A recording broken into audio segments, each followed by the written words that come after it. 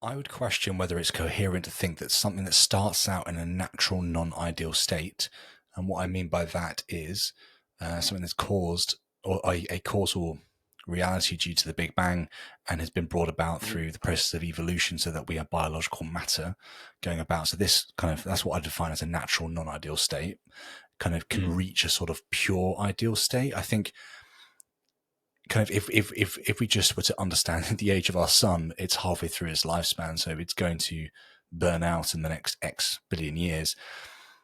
We would need to have moved off planet. I can imagine us beginning to understand how we can build better defense systems against tsunamis, how our moral capabilities move on, how we begin to populate other planets, X, Y, Z. But span the time frame out as long as you want. Eventually, we're going to end up in the heat death of the universe, and unless physics and kind of our understanding of the solar system and how things have come about is wrong. So I guess at some point throughout this sort of causal chain, there's going to need to be a non-natural intervention. You kind of mentioned this, like these guys are going to wipe themselves out. I'll Mhm. step in at this point and kind of stop that from taking place.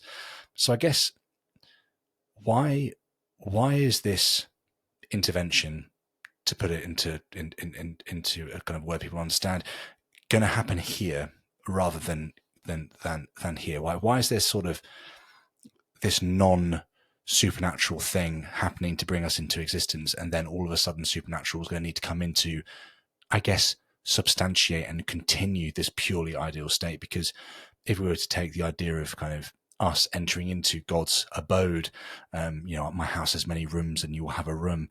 This thing is going to be eternal as far as I can tell. And I guess that's the sort of element I'm trying to get to here, John, is how does eternity get Mm. slotted into this picture when it starts off as a very finite thing? Yeah, no, that's a really good question. Yeah, it is yeah dilemma, or because like finite creatures with limited capacities are not going to be able to bring about a world in which it is eternal, because they just don't have the faculties for doing that sort of thing. So the idea of the participation theodicy isn't doesn't require that every single good within an ideal state of affairs is brought about by imperfect creatures. Rather, it's that these imperfect creatures were able to contribute to the features of that world. Um, and I think the point is that, yeah, there's certain features of an ideal world, like the fact that people live forever within it, uh, is going to be something that would require God to contribute towards, because it's not the sort of thing that creatures could contribute towards. And so when there are certain goods that only God could bring about, then that would make sense for why God would bring about those things. Um, but there's still going to be the fact of like, well, uh, God could have done it by himself off the bat, but there might be features that um, could have been brought about through creatures beforehand. And so, which would be better? Well, it would be the one where creatures contributed beforehand, and then God basically completed. So the idea is that like creatures can have a significant causal role in the production of things that is done imperfectly, of course, and then God, once they've reached their pinnacle, their max, basically, God can reach down and sort of pull it up even more, because that's a thing that only God can do. It's not something that creatures plus God could do. I mean, in a sense, it's creatures plus God doing it, because like they've brought up this thing, and then God reaches down and lifts it up even higher.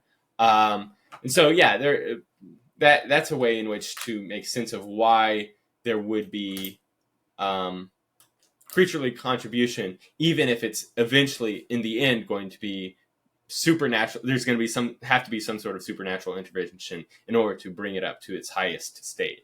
And so, yeah, that's the idea. And I think it's kind of like nice because it includes a bit of participation on God's part as well. Like it could be the case that like you might think that God wants to maximize the amount of participation that takes place in the world, so he just lets creatures do everything that they could to bring about the ideal state of the world, and he could like create them with certain faculties, maybe that they would eventually attain that. But then there would be a certain aspect of participation missing, maybe of God's role in that actual participate, that like whether or not God's participating in that final step. Because yeah, God could be the participant in the first step, but if in order for him to participate even more at the final step, he would have to have something to do. And so, yeah, and I sort of circled back around and sort of messed the main point I had. But yeah, just the idea that God's supernatural intervention would be necessary, but it would only be done after the creatures had already done the most that they could. So the idea is that God takes a sort of minimal role with regards to what sort of things are being done in the world, so that the creatures within that world can play a maximal role in what they're actually contributing towards. So there's a generosity on God's part to not take credit for everything that happens in the world because he's the best at it, but actually let creatures to participate in their minor way to these really good things. So that they could actually have some credit to play in the being of those good things. Yeah.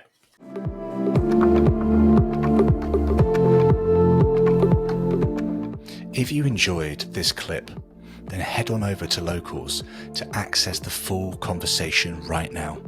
Supporters can access the video version, and everyone can access the audio-only version of the conversation. I'll see you over there.